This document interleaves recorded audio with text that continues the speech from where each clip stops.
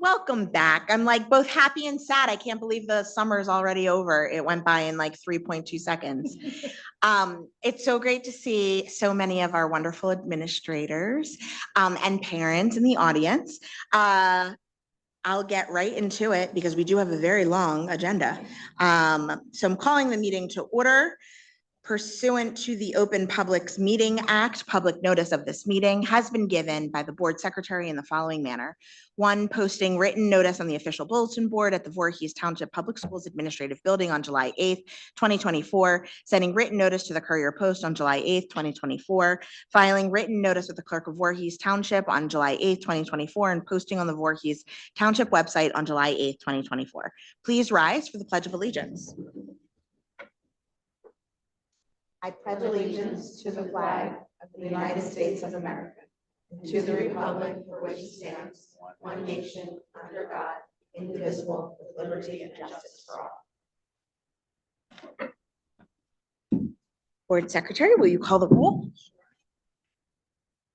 Mr. Bryce? Ms. Kedover? Here. Mr. Rosen? Here. Mr. Rosner? Here. Mrs. Rudder? Here. Mrs. Stewart? Here. Mrs. Stupler? Ms. Verdi? Here. Mrs. Watson? Here. There will be no executive session tonight. Can I get a motion to approve the minutes of the June 10th, 2024 regular board meeting, both the regular session and executive session? So moved. Second. That was me. Thank you. Online voting is open.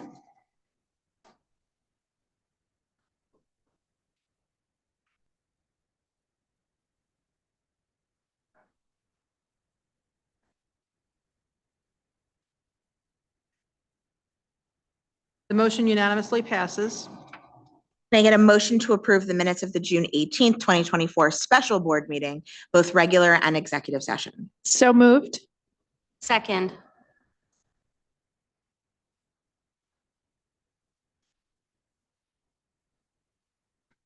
Online voting is open.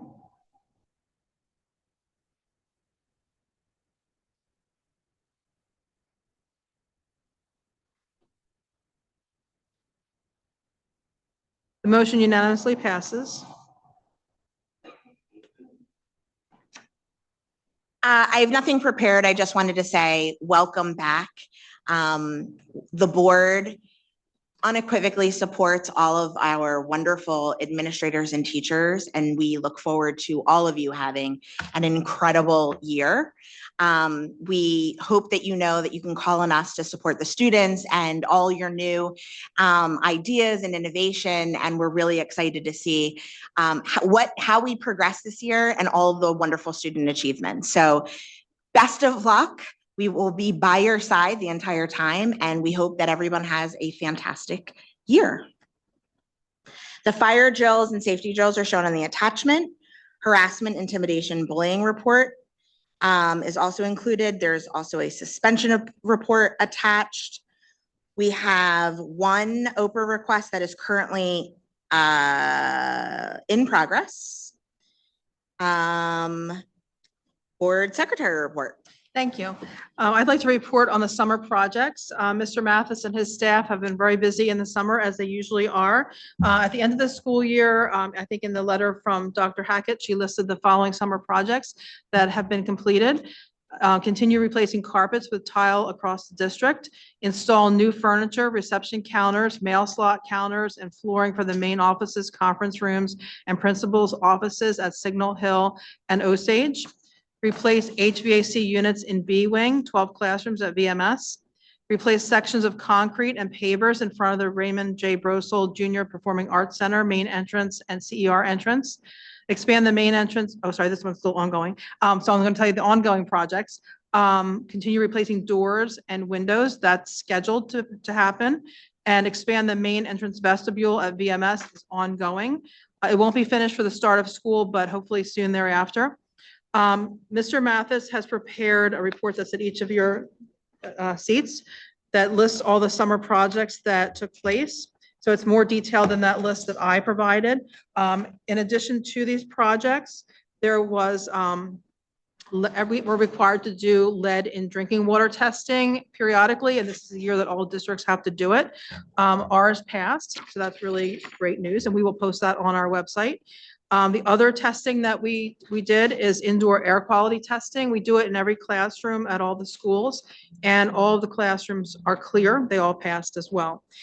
In this pamphlet that they put together, it lists, like I said, the various projects that are done. There's been lots of painting, parking lot restriping. You'll notice on our administration maintenance, it says septic system pump out. We'll talk about that in a few minutes. Here, we have had to pump out our septic system 8 times in the last fiscal year. So I'll address that in a few minutes. Overall, I'll go through all of these projects, but you can take a look at them because they're quite extensive. The other update is on the Early Childhood Development Center. Today we had our bi-weekly construction meeting. So we go out there every other week to meet with our architects and Weatherby, which is the construction company, and various administrators. It's really coming along nicely. So I'm just going to kind of like let you know that on our website, we have a link that is really up to date. We have to report into the state. I think that's twice a month as to the status of the project. So there's pictures there and there's updates there, but the whole thing is moving along nicely. So we're very excited about that. And our new principal was out there today too. So she got to see it for the first time, Miss Lewis. The third item in my section is called reverse bids for iPads. And what we do is when iPads have reached the end of their life here, we put out a bid to sell them. And anytime you're going to sell school property that's valued over a certain threshold, which is $6,600, you need to put out a bid to sell it. And so it's called a reverse bid because you're not looking for the lowest bid, you're looking for the highest bid. So Bruce Taylor assembles all them with his staff, and or I guess they wipe them clean, they get them all ready for sale. And then he gives us what the lowest bid should be. So we gave a threshold of $140,000. We had several people bid on it, and the highest bid was $157,200. So that's really great that it's a lot higher than we expected. And the amazing thing is it's the same company that bought from us 2 years ago. So again, it's competitive bid, it's sealed bid, and it was very successful. So those should be taken out of here before the end of the week. One of the items on our agenda is the sanitary sewer bid award. It's items 18.9, 18.10, 1811. We had the bid opening on August 8th.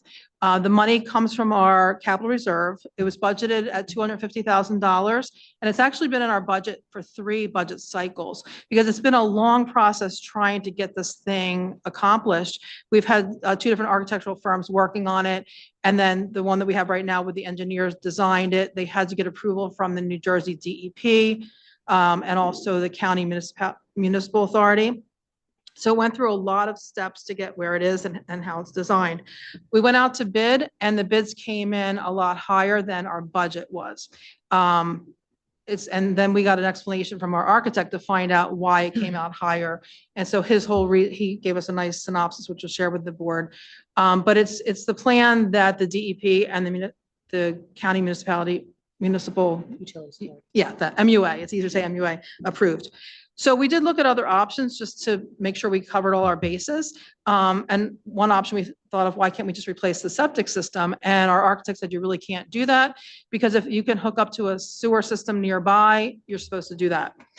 We reached out to our engineer to say, is there anything else? There's a pump system, which you would have to like install a certain pump, tie it into your generator, and it kind of like pumps the sewage out rather than it going from a downhill thing. Like it's deeper. I don't know the right word for it, but the way it's designed, you don't need any equipment to do it. It just does it on its own. It is something that's necessary because whenever we have large groups like today, or we have kids come here for certain programs, or we have county meetings, our septic fills up. And it's not a pleasant time because it is kind of bubbly and gurgly and splashy, so we need to get it fixed. Yeah, I'm really telling you why we need it fixed. It's true. I'm sorry. It is true. So, but in order to do that, because we take money out of capital reserve to do this, we're not allowed to withdraw capital reserve without county approval. So these items are on our agenda, requesting to remove $400,000 from capital reserve, pending county approval from the county executive superintendent, and also awarding the bid for $613,000 pending county approval of the same person, and withdrawing the lowest bid, which was in the 400s, because they had a mathematical error and they asked to have it withdrawn. So that's where we are with it. But again, we can award it, but it is pending approval from the county, which we have not received. So it was submitted to them and we have not heard back yet. So rather than wait until the end of September to put it on, we decided to put it on now pending, because if we get approval from them to withdraw the 400,000, we'd like to get started with the project because before the weather turns. Now, where this starts is where we would hook up to the sewer is by the assisted living home down that way. So that's where it ends. And then it would just come up, up in the front lawn of all those places to here in front of our building. So that's the connection that we have to do. We have heard too from the township that sometimes over time we might get money back because we're the ones laying that pipeline to get to here. So hopefully we would get some money back in the future, but that is what is on the agenda. Thank you. Thank you. Thank you. Superintendent's report. Good evening, everyone.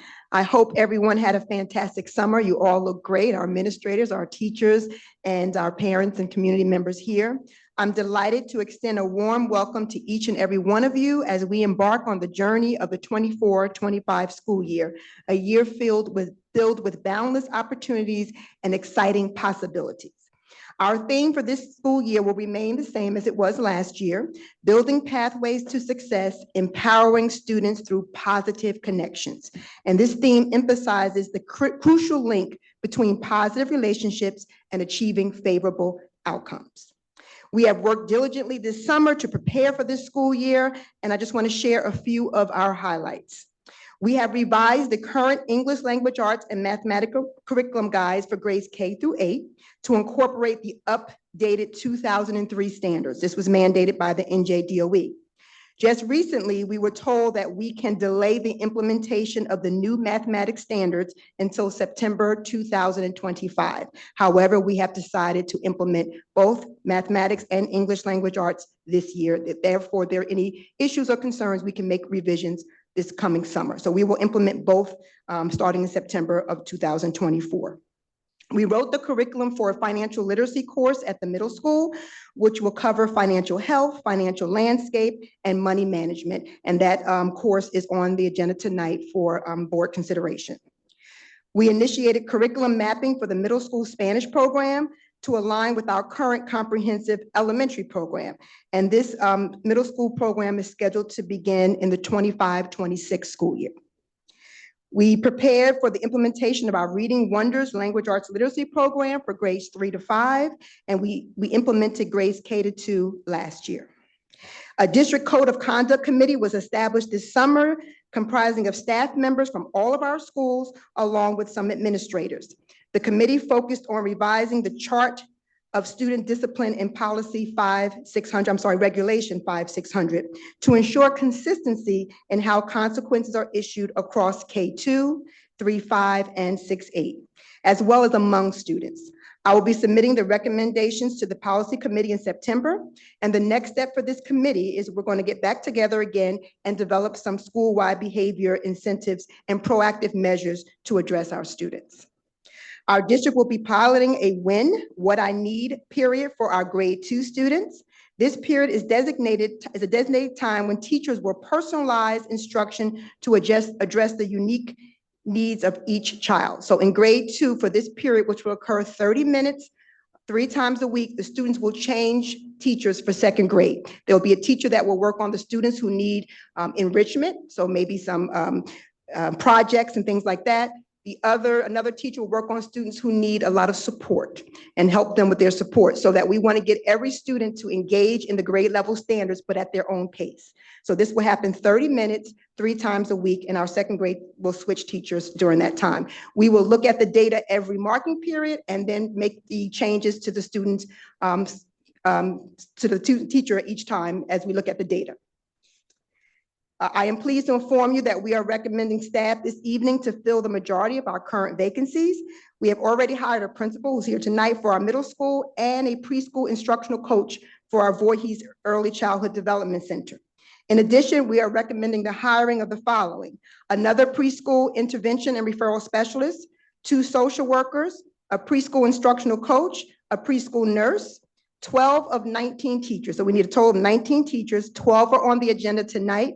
4 more are pending their criminal clearance, which leaves us 3 vacancies. And we're going to hold off on those 3 assignments probably until another month or so.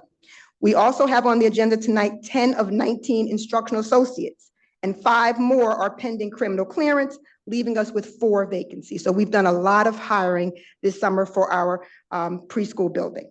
We also have on the agenda tonight the recommendation of Ms. Christine Calabria, who is our current Voorhees Middle School principal, as our new CER coordinator, and that is on the agenda for the board to consider.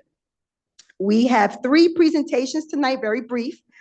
First, we're going to bring up Ms. Donnelly, who's our supervisor of special projects. She's going to just give a brief overview of our annual report. It's something that we do each year, and we summarize the year, and this report is available for the community.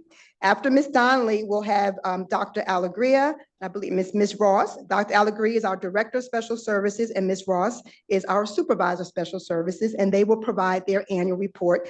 And then finally, Julie Lyons, who's a new administrator here with us. She's the Director of Early Childhood, K-5 Literacy, and ESL.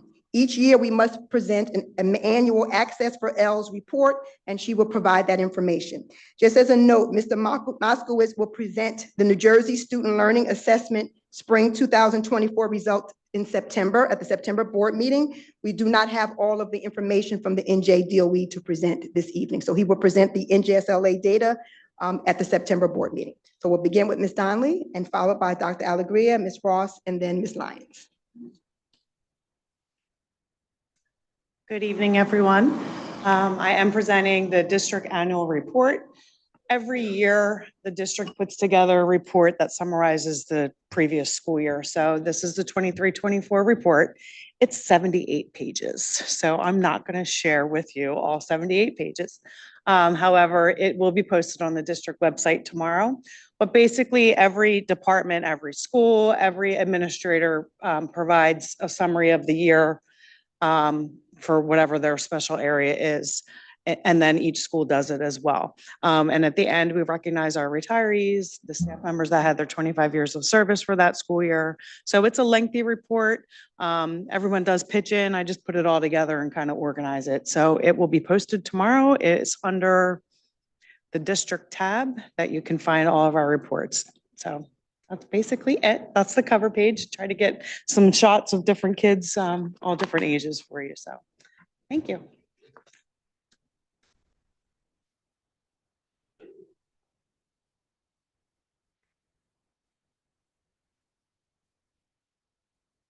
Good evening, everyone. I am Dr. Alegria, the Director of Special Services, and this is Ms. Ross, the Supervisor of Special Services.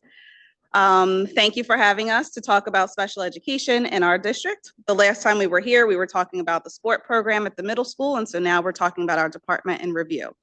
So we're going to go through a couple things. Oops. All right, so 2023 and 2024 in review. We have done a lot of work in special education this year, and so we'd like to talk about some of those things. One of the biggest things was a special education handbook, which Ms. Ross certainly helped to put together and facilitate. This is something that is provided to the child study team. We provide this to district employees as well. It will be on our portion of the website soon, but it really does break down all of our different special education programs that we have in the district, all of our offerings, and all the good things that are happening in special education. So this handbook is available for everyone to review. We've also improved our family engagement. We've been working with CPAC, which is a special education parent advisory group. I believe we had a member come one of the previous board meetings to kind of talk about our partnership with them. And through this group, we've worked really to find out what some of the needs are that are prevalent throughout the district. We've talked a lot about the roles and responsibilities of the child study team. We've also done a meeting where we talked about transition. So transitioning from pre-K to K, transitioning from 5th to 6th grade. So our goal really is to try to bring as many parents as possible to these meetings so that we are able to kind of get in front of them and give them this information that is certainly something that they've been asking for and that would benefit them as they try to support their children. You can jump in whenever. And then SPIRE training. SPIRE is a research-based intervention program for reading. And so we've really made sure that the majority of all of our resource room teachers, with the exception of some new teachers, have been trained in this program. This is something that is used in our resource room. This is something we're seeing a lot of growth with our students in terms of reading. And so it's really something that we're proud of. We also did this during our ESY program. So our students were able to continue with their SPIRE training, or excuse me, their SPIRE instruction, and also be able to track their progress through ESY and also the school year. So that's something that we really invested a lot of time in last year, and it's something that we're continuing with this upcoming year. Go ahead. So also, just to piggyback on that, we are trying to focus on those goals, district-wide goals of building positive relationships. So as we're looking at what positive relationships will influence and impact our students, we're trying to build those relationships with our families and amongst our teachers. So if you notice with the SPIRE training, we really did create a focus group, and the teachers were really collaborating and training monthly, meeting with each other and trying to work out any kinks, any difficulties they were having with that program. And we did have an inclusion coach coming this year, where she was coming and doing on-campus visits every quarter, observing the teachers, working with the teachers during their prep periods. We're getting coverage for them. And from there, we created another focus group of just our in-class support teachers. And from there, we're really trying to create that collaborative bond with them moving forward. So we're going to just really focus on our own strengths and look at our own teachers and use them to really train and work with each other and share all the great things that they're doing. So that's been going really well.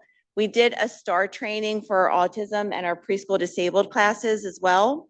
And we're going to continue to work on that. We're also bringing into that program an accessible learning literacy. So it's like a reading program designed specifically for students who are autistic. So we're hoping that goes well. We did also work on de-escalation and behavior management.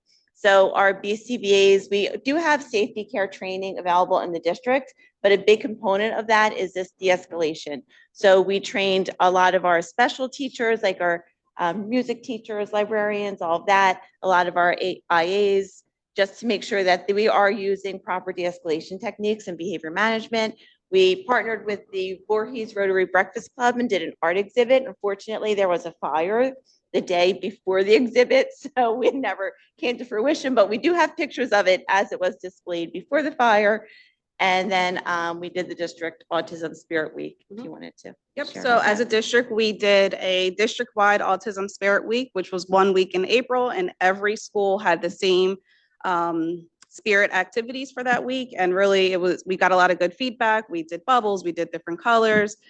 We had some little trinkets that we gave to some teachers, really just trying to bring awareness and understanding and acceptance. We also provided a little activity just to kind of link it back to the mission of bringing that acceptance and awareness to autism. Okay, so we're going to talk a little bit about the special education annual report. It is important to note that the information that we received is from fiscal year 22, so it's a little bit behind. So some of the data has been already worked on and talking about and making improvements, and some of this, our data is pretty good as is. So when we're looking at school-age least restrictive environment, we have met the target when it comes to how often our students are in a least restrictive environment in a general education classroom, over 80%, less than 40%, and then also looking at our separate programs in schools. So we've met the target on all of those. Historically, as a district, our least restrictive environment numbers have always been pretty good. That's something that we're going to continue to work on because we know it's a strength, and continue to increase our opportunities for inclusion across the district. Here's when we're looking at our preschool LRE. So again, this is from the 22 school year. So this was prior to us having full preschool, having the expansion of preschool. So we look at the data, and we met the target in regular education programs, but where we did not meet the target and we're off was the separate setting. And so that is some of our PSD classes. So as we continue as a district to have more inclusive classrooms and preschool opportunities, that number should show that we're meeting and exceeding the state target. prior to moving to preschool expansion, our preschool programs were primarily for children with disabilities. And so that is why this target is an area that continues to need improvement, because this is before the expansion when we didn't have those opportunities where we have as many inclusion classes for our preschool students to go into. Okay, this is the other area that our district is continuing to work on. So child find indicator number 11, we are off by 4.65%. This is our compliance. So this, along with the early childhood transition, which is off by 7%. These are two areas from, again, the 21-22 school year that continue to need some support. So as we look at these numbers and we try to drill down and talk to case managers and try to figure out what's going on, one thing that we've noticed with the preschool is a lot of times our families are coming in and they're really not sure that they want to give consent for programs. So that's causing us to kind of be out of compliance when we're trying to work with families. But we have put some additional parameters in place. We do have a dedicated preschool case manager. So this person is also a social worker and has been working with families to increase this compliance. So I see as we continue to get these annual reports, I don't foresee this to continue to be an issue, but it is something that the district did not meet the target on in the 21-22 school year. So looking at our numbers, we are pretty consistent with our special education numbers. This year, we have about 400 students who are receiving special education services. At this point, we have about 24 pending referrals. We have 157 students receiving speech-only services and only 3 pending referrals. So the numbers in the parentheses are where we were in the 22-23 enrollment, or I'm sorry, 23-24 enrollment. Yes, last year's enrollment. So those numbers are pretty consistent with where we are right now. All right, we'll talk about child study team. So our child study team consists of, as many of you know, each team has a school social worker, a learning consultant, and a school psychologist. Their roles are to support teachers, administrators, the instructional associates. We do classroom observations on their caseload. They also go and consult with the teachers if they have any concerns, whether it's academically, behaviorally, or even if there's something going on in the home, we can help in any way. We write reports, we do child study team evaluations, we conduct and hold IEP meetings, and we write IEPs, which are individualized education plans designed to create academic, behavioral, any kind of social goals a child may need based upon what their skills are. Our school psychologists and our school social workers provide school-based counseling and also social skills. Many of them hold lunch buddy groups and really try to bring in and help any child who's struggling to make connections and build a positive connection with someone.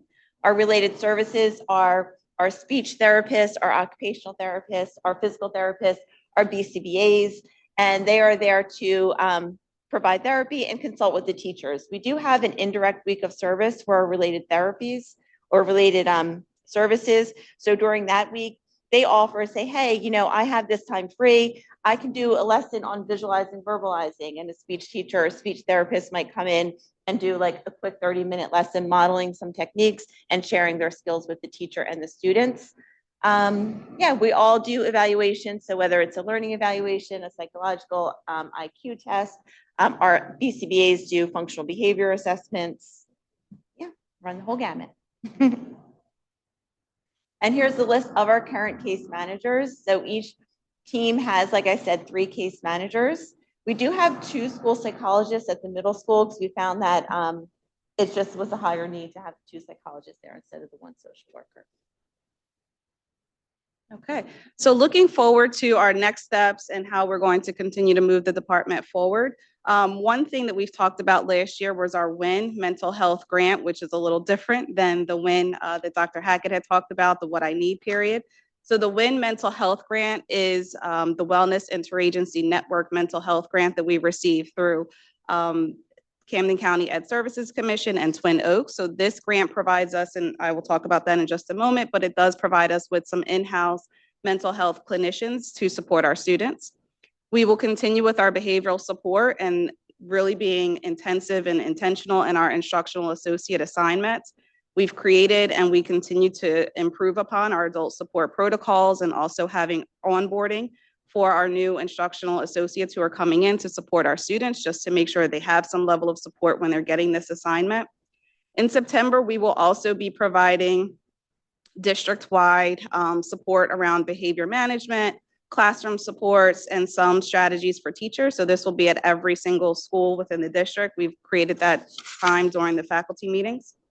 We'll also continue to work and improve on our training opportunities, program expansions and supports. We're going to continue with our work on fostering parent engagement. We really look forward to working with the CPAC, which is the parent group that we spoke about before. We meet with them monthly after they have their meeting. We then meet and debrief and go over some trends that are within the district and really talk about anything that needs to be adjusted or tweaked throughout the department.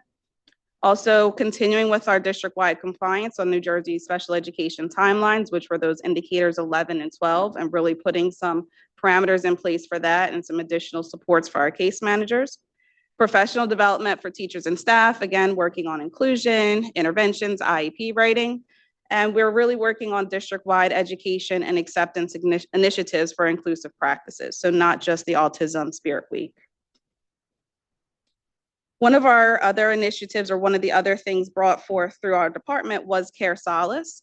So just looking at this chart here, we see within the 23-24 school year, there were 59 cases, over 4,000 communications, 38 appointments, and 68 anonymous searches. So this Care Solace is available for anyone who's in the Voorhees community. So that is our teachers, that's our students here, that is people who live in Voorhees. It really is available for anyone. And what Care Solace is kind of that in between when you need support, whether it's mental health support, whether it's like it could be drugs, it could be substance abuse, anything. They really help to support you in terms of finding a clinician who can support you, counseling, anything like that. So this is for students who might be in crisis. This is for families who need that support. And also, again, staff members. So we see a lot of those communications that come through. Some of them are anonymous and some of them are warm handoffs, which are created by district staff members here to really support families. And the Wellness Interagency Network, again, this is the grant that we received through the Camden County Ed Services Commission in Twin Oaks. They help to provide school clearances, in-school support, and professional development. So through this grant, when we have students who are in crisis and need to have a mental health clearance, we are able to get them streamlined through the process where we don't have to send them to the emergency room, which can be very traumatic and just not effective for students. So we are very grateful to have this opportunity to make sure that we're able to streamline our clearances, get students cleared, get them support and back in school, which is our ultimate plan.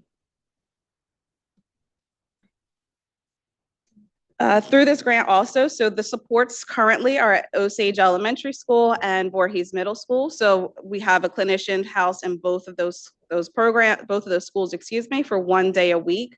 There is some overlap right now because they do have additional staffing, so it benefits us. So we have 2 staff members at Osage and 2 staff members at Voorhees Middle School. When we look at the crisis referrals, we noticed that those were the schools that had the highest crisis referrals, and so that is where those services are. We are thankful as a district because everyone else who got the WIN grant, out of everyone else, there's only 3 districts that received more than 1 day of support. So we are thankful that we do have 2 days of support through these licensed mental health clinicians that have been very helpful in supporting students and also staff members to work with some of our students. So our program options include in-class support, which is just a teacher, a special education teacher within the general education setting. We do have both teachers listed on the roster. We encourage them to plan lessons collaboratively, and we have worked very hard to try to really get them to have schedules where their preps are aligned and they can really be there for the bulk of the day. And there's even time for the special ed teacher to come back and reinforce and do some supplementary instruction as needed. They were focusing on small group instruction. We're providing accommodations, modifications, and again, our teacher supports are that ICS focus group where we're really trying to get a collaborative, positive group within amongst our own staff. And then we will be available to check in. So we are going to regularly be popping in and communicating with the teachers and trying to meet with them at least monthly or bi-monthly, depending on what their availability is. Our resource room is differentiated instruction. So in this case, we do align with the Gen Ed standards, but we do differentiate it. And at times it's going to be modified as needing based on the student's needs. We do provide WonderWorks, which is the intervention piece of our Wonders, and we have Spire, which is an intense decoding reading program. And again, we have a lead teacher for this program. We did the WonderWorks training, and they're going to continue to work their collaborative Spire focus group as well this year. We have two different self-contained programs at the elementary level. One is the Learning Language Disabled program. Again, it's differentiated instruction, more closely aligned with the standards or the curriculum that is used in our resource rooms program. We use WonderWorks, Spire, Edmark, visualizing and verbalizing. We use touch math, a lot of manipulatives, a lot of WonderWorks, handwriting without tears. We do have check-ins with administration. Our BCBAs work closely with this program, and all of our related our therapists, our speech, OT, PT are always consulting in that program. Our autism self-contained program, as we've spoken about this several times, it's individualized. We do have strong behavioral supports. We have functional routines. We do use a STAR curriculum, but many times our students do kind of reach that level 3 of the STAR curriculum. At that point, we do bring in our Wonders, our Gen Ed math programs. We really do. Many of our students have excellent skills academically. So we really make sure we're focusing on everything we can for them.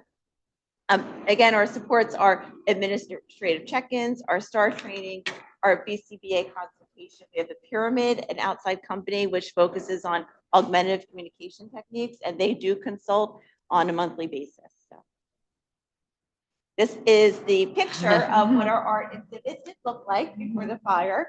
And it was a beautiful, really, really beautiful experience. So we did have one student who was wonderful at playing piano. So he was signed up and ready to go and play piano for the duration of the event. And we did recently have a breakfast with the Rotary Club in August, and we're planning to do this again for next year. And I think we're going to extend it to other members of the community they want to outreach. So it was a really nice opportunity to collaborate with them. Okay, and we're going to end with just some pictures from our Buddy Day 2024. This was our second annual Buddy Day time, and we really had a great time. So what our Buddy Day is that culminating activity with all of our buddy classes from the elementary and then also at the middle school. And our children just come out, they have a great time. So these are children from our self-contained classes and their buddy classes. It really is a great opportunity for them to just have a good time together, interact together. Families come, their siblings come. So these are just some pictures just showcasing the great time that they had. And even this day, we had over 150 people who came through. So we're really excited about this and just looking forward to it continuing to grow. There's just a couple pictures of the activities and the miniature pony that Dr. Hackett is feeding. So it was a great time. So that is, that's all the staff members. We have a lot of staff who just volunteers to come out and support. They really believe in this mission of inclusivity and really pushing what we're trying to work on with the Buddy Day. So this is all of the staff members and some of their kids, and we have had a staff member's parent who comes. So it really is a great opportunity for people to just come together. And so we appreciate all of the support that we've received. We've had board members come. It really has been a great experience. So we thank you for that. Many of our contracted employees are RBTs, so they actually are volunteering their time. They're so committed to the program and our students that they come and they volunteer their time that day to set it up. So it was It's a great day. Okay. Thank you very much. Thank you.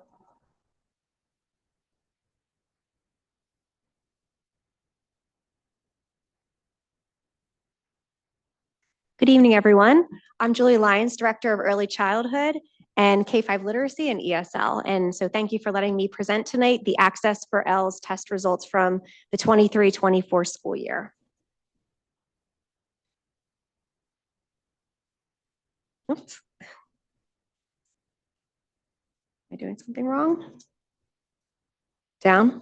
There we go. Thank you. Okay, well, first, let's talk about what Access for ELS is. It is a suite of assessments that's measuring students' English language proficiency, and they are tested in grades K through 8 across 4 domains: reading, writing, speaking, and listening. And as you can see, there are different assessments based on grade level and also on students' specific needs, as you can see in the bullet points below. And as we continue with this presentation, even though the assessment is called Access for ELLs, English Language Learners, in New Jersey, they made a shift in 2023. They wanted to be a little bit more asset-based, not a deficit model. So the term that we use with our students now is multilingual learners, MLs. So the test is called Access for ELLs, but we call the students MLs. So just so that you know, we're basically talking about the same thing, but we in New Jersey call the students MLs now. When the students take the access assessment, they receive proficiency levels. They range on a scale of 1 to 6, and it's across those 4 domains: reading, writing, speaking, and listening. And they also receive an overall proficiency level. I'm not going to read all of them to you, but just to show you that it begins with this entering level 1. These are students who are just beginning to acquire the English language. They have very limited ability to communicate and understand, and they often are going to require substantial support and ESL servicing. As they progress and they get to level 2, emerging, level 3, developing, and then once they get over here to level 4, this is an important level, and we'll talk more about this in an upcoming slide, but this is the level, the expanding level, where students are preparing to exit from the program. It's a good thing when they're exiting because it means that they don't need those intensive ESL services anymore, and this happens in level 4. So this is the level where students are becoming more proficient. They can handle most academic tasks with less support. They understand more complex language, and they can participate in discussions with greater ease. They still may make some occasional errors and require some assistance if the content is very challenging. And then we don't see as many of 5 and level 6 scores, but once again, once they get to level 4, they might be exiting. So we may not see students taking access who are going to score at those levels, only because they've probably already shown that they are eligible to exit the program. But these levels help us as educators to identify the specific needs of our MLs and then tailor our instruction accordingly. As we begin to talk about the proficiency levels, there's just a few considerations to keep in mind. The first is that the score is given as a whole number, then there's a decimal point and a number after the decimal. The whole number is what we just looked at, the level 1 to 6. What comes after that decimal point is showing on the continuum how far the student has progressed within that level. So for example, if you have a student who scored a 3.7, obviously they're above a 3.5. So they are considered to be over halfway towards achieving proficiency level 4, whereas a student with a 3.2 is a little bit lower along that progression. And when the parents receive the individual student report, we call that the ISR, those went out this summer. That describes what a student at each level can typically do. So they know for each domain what their child can be expected to do at that level. Also, the proficiency level scores cannot be compared across grade levels. So even if you have, for example, a second grader with a 4.0 in listening, and then you have an 8th grader with a 4.0 in listening, that's not the same thing because their test is based on grade level content. So they are being, that 8th grader is being presented with increasingly complex tasks and information. The expectations are higher. So even though that child had a 4.0 like second grader, you're not really comparing the same exact thing, even though they're on what looks to be the same level. So that's just something important to keep in mind as well. Okay, these are just some dates that the district needs to adhere to prior to the test, making sure that we have everything submitted in time. And then the testing window this year ran from February 1st or 5th until March 29th. And then there are some tasks, little cleanup things on the back end that we need to do as far as returning materials and then receiving the scores from the assessment, which come in towards the end of the school year. And then the actual hard copies we get over the summer, and then we pass them along to families. Okay, now on to the data. All right, so I don't know if I did something with the slide there. Sorry about that. All right, thank you. So this is going to show you students' overall proficiency levels, K to 8 that took Access for ELLs, and this shows you their performance over the past 3 test administrations. So you can see that our number of MLs reflected at the bottom have grown. So we had 92 students in 21-22, up to 106 students, and now this past year, 112 students. And then I would like to draw your attention to that level 4 expanding, because once again, this is where our students are preparing for exit. That number has also increased. And then looking a little bit more closely at 23-24, I wanted to present some subgroup analysis for you so that you can see how our students fared this way. It is important to note that we do need to suppress data if a subgroup has less than 10 students, because that might be considered personally identifiable information that we're sharing. So we don't share that. So the subgroups that we can share with you are presented here. We have our Hispanic, Asian, white subgroups. We have students with IEPs. There's 16 of them. We have 33 students that are considered low income and 15 students that were chronically absent this year. And considering all of that information, the past 3 years, plus our subgroup data, here's a brief summary of some of that information. So first of all, one thing that's important to remember, even though we're looking at 3 years of data, just remembering that each testing group may have a slightly different composition each year, because we do have students exiting because they've reached that level where they can exit. And we also have students that move in and out of the district. So it's not always, obviously not the same testing group of students. First of all, over the past 3 years, that percentage of students scoring at level 4 has increased. So 16% of our students that tested in 21-22 were at a level 4. That went up to 28%, and then 32% this past school year.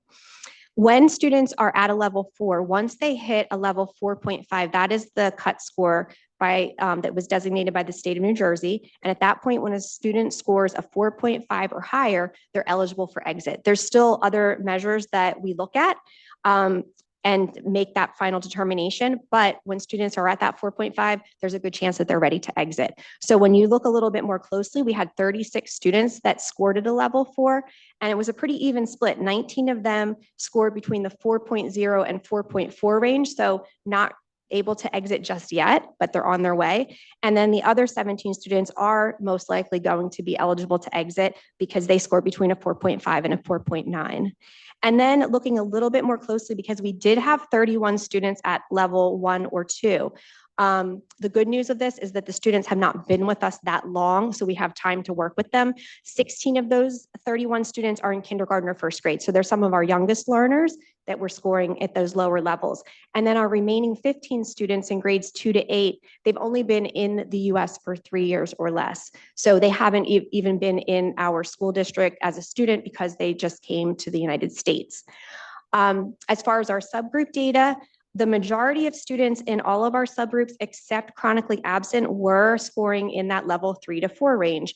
Once again, this goes back to the importance of regular attendance and making sure that there's that continuity of the ESL services, because then when we look at that particular subgroup and we look at the percentages of students in that subgroup scoring at a level 1 or 2, that was the highest percent. 53% of our chronically absent subgroup was scoring at a level 1 or 2. And once again, we know they weren't with us that long, either in the US or in school with us, but still that's something we want to keep an eye on. So now looking at all those results, thinking about what can we do to intervene, what can we continue doing that we have been doing, and then what do we need to initiate. So first of all, we're going to continue to conduct ongoing data analysis with the ESL team.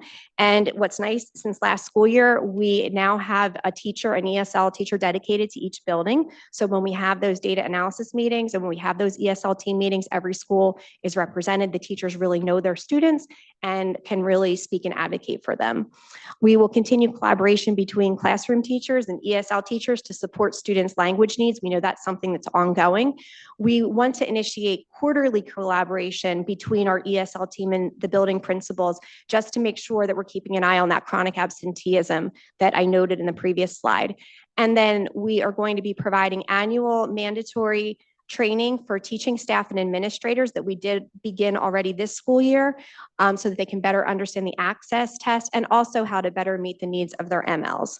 And then finally, we are going to be providing sheltered English instruction, also sometimes called SEI, for our ESL staff. It's basically a model that's helping the teachers to deliver language-rich, grade-level content area instruction in English that the students can understand, that's going to allow them to work on their English proficiency and at the same time access academic content at their grade level. So that's a training that we were just able to confirm this afternoon, fortunately, that is offered for free. So that's something that we will be able to send our ESL staff to take that training. And then finally, we have a lot of interventions already in place that we can capitalize on to meet the needs of our MLs as well, including the win period that was mentioned for grade 2, using that tiered RTI process, basic skills services. There's a morning program for grades 2 and 3. Also, that daily differentiated small group instruction that the classroom teachers are offering to our students. And then the daily ESL services that our wonderful ESL teachers deliver every day. So final slide, I'm saying it in English, but here are many of our languages that are reflected in our very diverse township. So I'd like to thank you for your attention, and I'm finished unless you had any other questions for me. Any board members have questions? No, thank you all for your great reports. We're very thorough and helpful. Okay. Chairwoman, Mrs. Branch Stewart, could you provide a policy committee report? Certainly. Good evening. The policy committee met for over an hour on August 21st. Dr. Hackett, Mr. Moskowitz, and board members Julie Ketover, Maureen Rutter, Julianne Verdi, and I were present. For first read, the committee reviewed and recommends for board approval the following revised policies and regulations. Policy 0141, board member number and term. Policy 0164.2, request for information by board members. Policy 2200, curriculum content. Policy 2440, summer school. Policy and regulation 3160, and policy and regulation 4160, physical examination. Regulation 5200, attendance. Policy 5337, service animals. Policy 5350, student suicide prevention. Regulation 7510, use of school facilities. Policy 8420, emergency and crisis situations. Policy and regulation 8467, firearms and weapons. And policy 9181, volunteer athletic coaches and co-curricular activity advisors assistants. The committee reviewed nothing for second read. And we also discussed policy 0164.1, conduct of board members during public meetings, and policy 2365, acceptable use of generative artificial intelligence. We will next meet in September. Thank you. Thank you. Audience participation. Anyone wishing to address the board, please approach the side table on the right and write your name and address on the login sheet. While the board is limited in its ability to respond to the public on matters involving personnel litigation, negotiations, and attorney-client privilege, the board will now hear comments from the public relating to items on the agenda for this board meeting. Comments are limited to 3 minutes. The board will not take action this evening. You will be notified at some later time by letter, electronic mail, telephone, or in the context of a later board meeting of any action the board does take.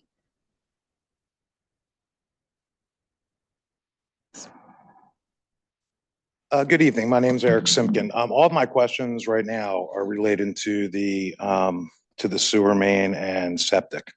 This used to be a school building. I'm assuming there probably was more humans here than there was now. And I know we have been trying to get this done for 3 years. I don't remember why we didn't do it over the last 3 years, so I would love a reminder. I guess my question is, we have a capacity issue, or do the toilets not work? And if we do have a capacity issue, was it a good idea to add an additional private bathroom for Dr. Hackett? If you can't flush a toilet now, having more flushes isn't going to help. And what is the amount that's going to be left in the capital reserve after we drain it? How much is normally in there? What percentage of our overall budget is the capital reserves? I think that'll do it. Thank you very much.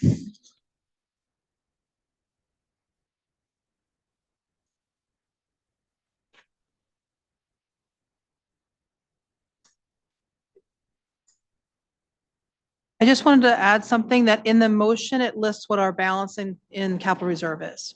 And it also lists it's the motion, probably 18.9, where it says we would like to withdraw 400,000. It says what the capital reserve balance was before and after that withdrawal.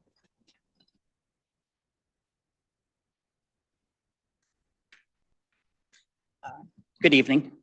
Once again, thank you for your dedication and participation. I'm going to go quick because I know I'm limited.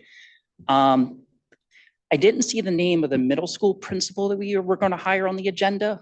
I was going through that. I wasn't sure if that was like in this one or the next one. I wasn't sure what the new hires would be doing for preschool before the building's done, so I'm sure we already have things for them. The board committee report is fantastic. It gives a direction what to talk about. Policy 3B, the one question I was going to ask is if we could get examples or relayed to me on the AI. It said specifically wanted to be addressed to staff also, just to see what that direction was going to be. Policy 3C0164.1. I was reviewing another district's policy on that. I wasn't sure if that was really directing that a board member would then just come to the audience to speak, or if it would stay up there. Other notes, the cell phones, a lot of districts are doing, my daughter's starting Eastern starting a policy this year that when you enter the classroom, the cell phones will be placed somewhere. I'm not sure what we're looking at. I would just, as a teacher, not want to be responsible for kids' phones. But I do think it's something that a lot of districts of this year particular are starting to address. The AI, I'm sorry, the social media, I think is something we really do need to look, especially what happened at Greater Valley School in Pennsylvania, which made national headlines of students coming up with fake accounts in the names of teachers that could have destroyed careers. And the regulation 5,200 student attendance. I noticed on there, we came up with a day of 45 days for promotion/retention. I wasn't sure how that would affect students who enroll and unenroll and then re-enroll, how the 45 days would be calculated. I did want to compliment the young man from Osage who won the 3rd grade geography bill in Austria. I believe he got 6 gold medals. It was in the Voorhees son, Trishab, I believe was his name. So I was super excited when I was home, opening it on my paper. So thank you very much, and I appreciate your time. Thank you.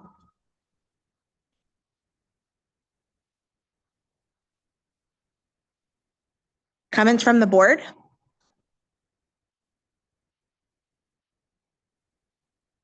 I have a quick comment.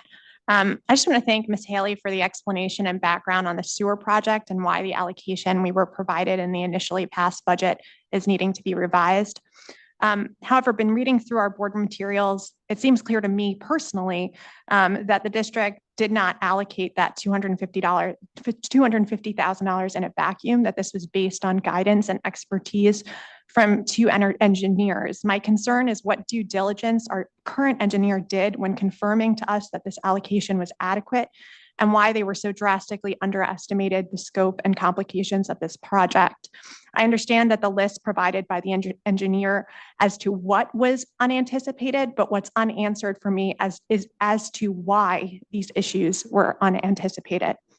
My personal opinion is that this project seems like it does need to move forward, but I'm concerned we were misadvised potentially on this project to begin with, and I'd like a little bit more information on that. While I understand that not everything can be known or anticipated in complicated construction projects such as these, I'd like to know what, if any, assurances we've gotten from our engineer to assure us that future projects will be more fully scoped and complications such as these more accurately anticipated and accounted for, so that we can make more informed, comprehensive budgeting decisions. Have they owned this? Have they assured us in any way? Thank you.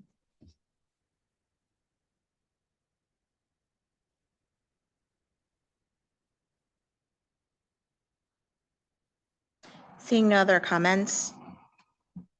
Moving to policy. Can I get a motion to approve the items under policy? So moved. Second.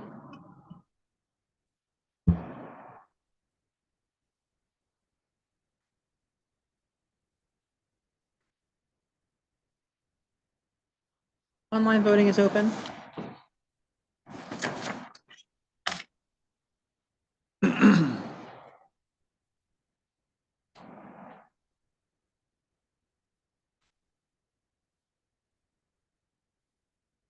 The motion unanimously passes. Can I get a motion to approve the items under curriculum? So moved. Second.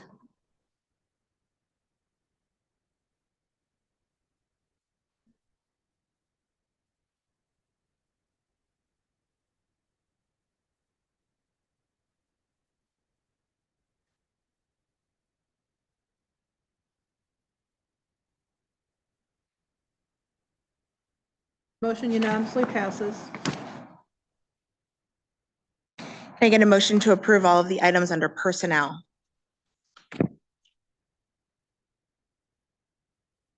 So moved. Second.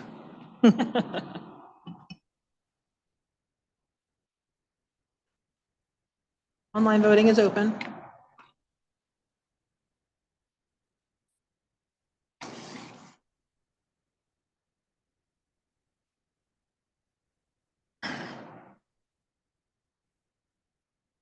Motion unanimously passes. Can I get a motion under transfer for the items under transportation? So moved. Second.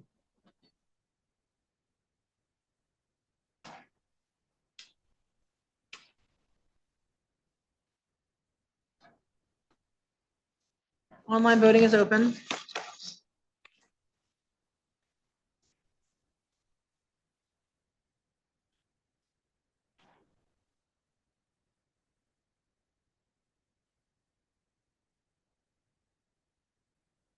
Motion unanimously passes. Can I get a motion to approve all of the items under buildings and grounds? So moved. Second.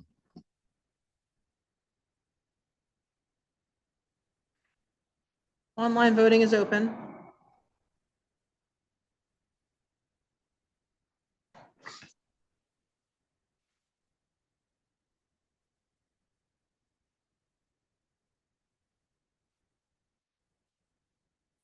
Motion unanimously passes. Can I get a motion to approve all of the items under finance? So moved. Second.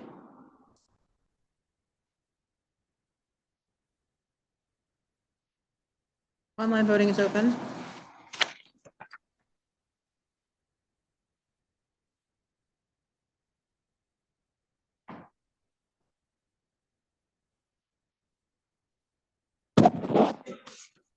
Motion unanimously passes. Public comment. Anyone wishing to address the board, please approach the side table on the right and write your name and address on the login sheet. While the board is limited in its ability to respond to the public on matters involving personnel, litigation, negotiations, and attorney-client privilege, the board will now hear comments from the public. Comments are limited to 3 minutes. The board will not take action this evening. You will be notified at some later time by letter, electronic mail, telephone, or in the context of a later board meeting of any action the board does take.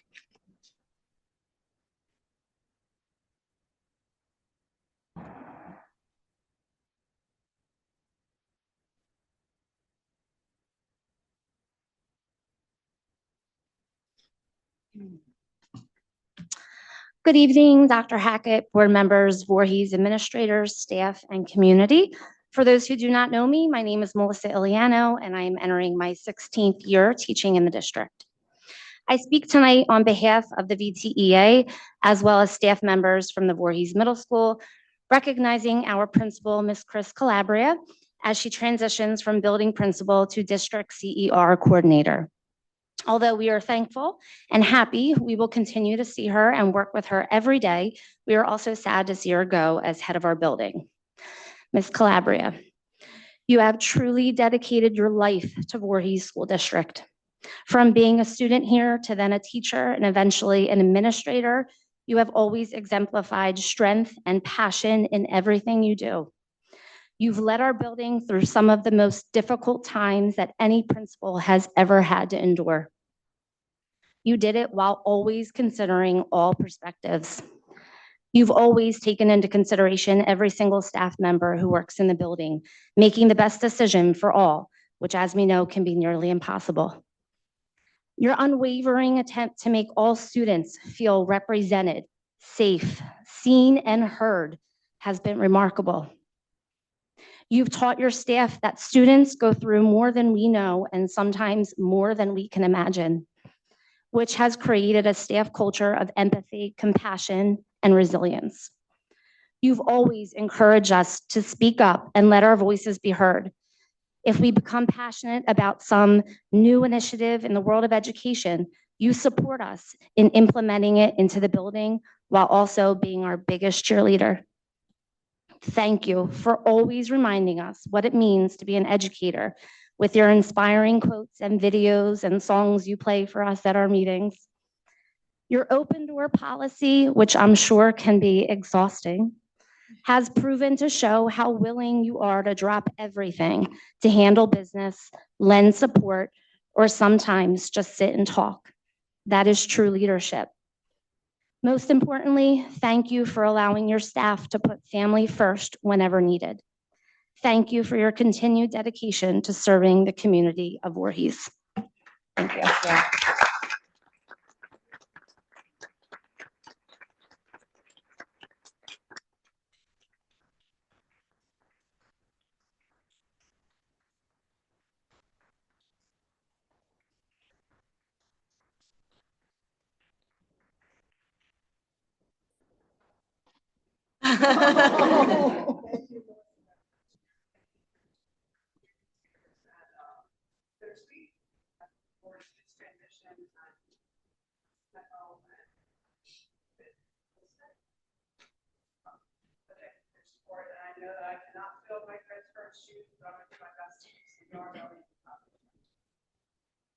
Yeah.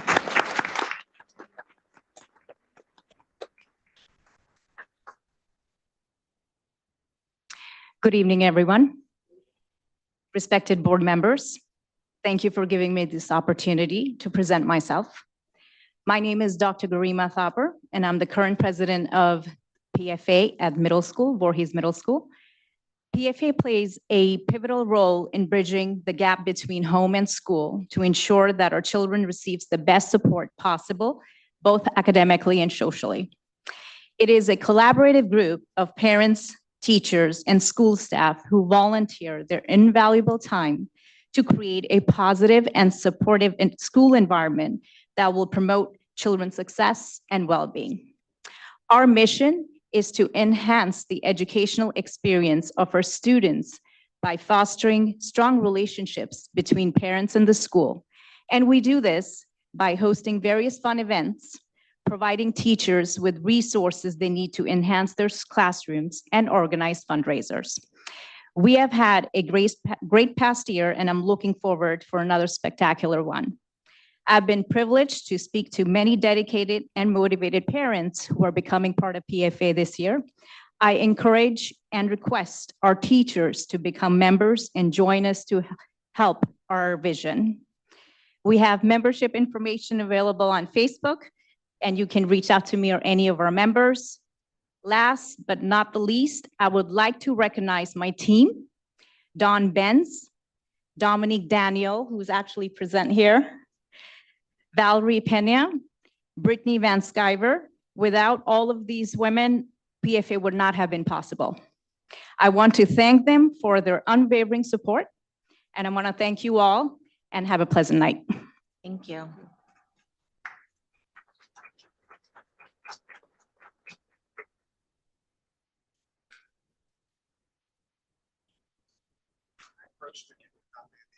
Documents I want to leave. I approached to give you a copy of some documents I'd like to leave with you.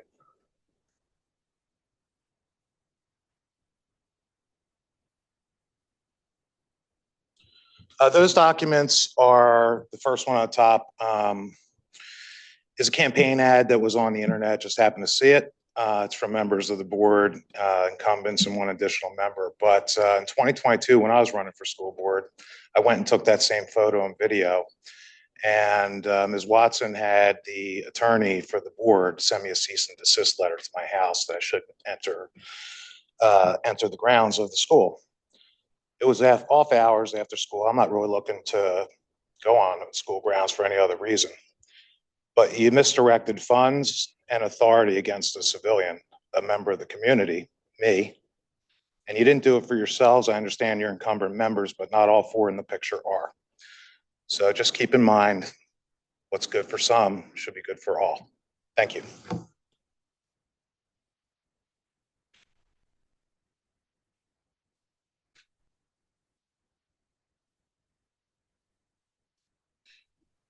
Comments from the board?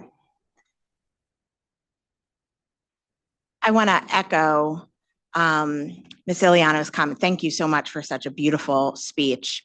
And Ms. Calabria, I'm personally a little afraid that like my kid is joining VMS and you decided to, I was like, wait a minute, he's not that bad. But I know many people who love and adore you. When you say your name, people have the most fond memories of so many different things, your participation, your support, your advocacy, your leadership. And I'm very, very sorry that I don't get to personally experience it, but I'm so happy that we get to keep you in the district in this wonderful capacity. And I can't wait to see what you do for CER. So thank you for all that you have done. Thank you for what you will be doing for us. We are very lucky to still keep you for as long as we can possibly have you. So thank you, thank you, thank you. Any other board comments? There's no executive session. The next meeting date will be regular meeting, September 25th, 2024 at 7 p.m. in the admin building. Can I get a motion to adjourn the meeting? So moved. Second. All in favor? Aye. Aye. Thank you very much. Thank you.